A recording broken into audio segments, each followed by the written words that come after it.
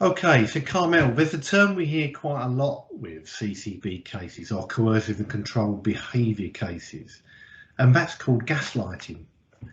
Are you able to talk through gaslighting and how an abuser may use it to exert their control over someone?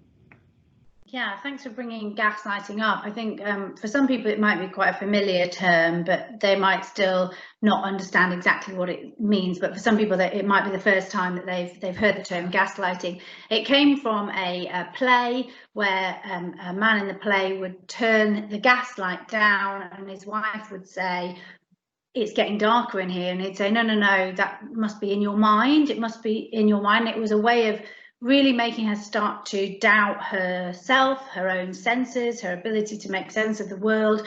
And so that term has now been coined to explain that effect that abuser can have on somebody by kind of denying their own knowledge of the world. So it basically it leads to them feeling like they just can't trust themselves and their own instincts and their own gut. And it's a powerful tool to make people feel unable to take action. So it decreases their kind of space for which they can take action because they don't feel like they can trust themselves. And so some examples of this might be when you say to somebody, "Oh, you know, when you did this, I felt really upset. I really wish you wouldn't do that again." And they deny that it ever happened. Or they tell you that your recollection of events was wrong. It didn't happen like that. You know, you're imagining things, you know, or you're putting words into their mouth.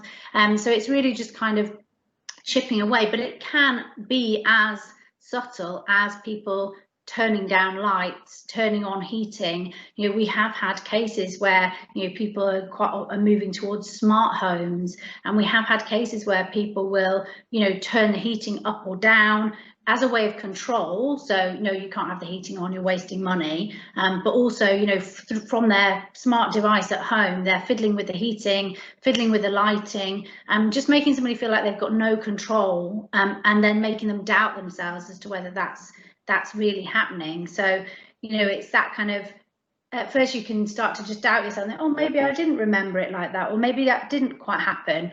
But over a period of time, it really makes you doubt your ability to just make sense of things.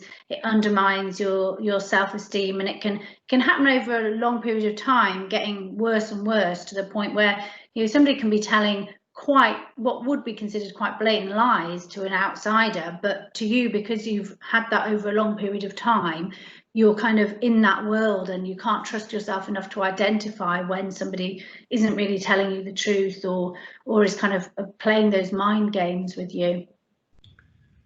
Okay. This really sounds like sometimes if you are in that relationship, Carmel, that these would be really difficult signs to spot in the abuser. But actually, I can see how this really undermines an individual's sanity. You know, it could make you even more reliant on the abuser. Would that be a fair assumption to make?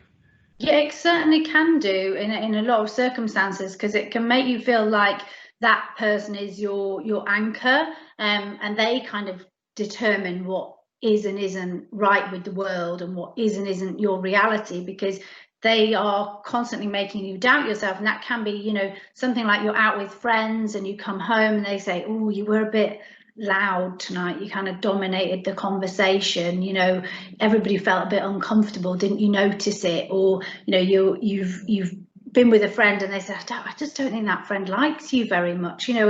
And over a period of time, those are really hurtful things, but you might take them as if they're trying to help you, they're trying to make you be a better person. So you can then just look to that person for all your kind of signs and you know, knowledge about how things are working, but it can be very damaging to a person's self-esteem, person's sense of self-worth, and can make them feel very unable to take any action, or feel like they deserve to be in the situation they're in, which is absolutely not the case.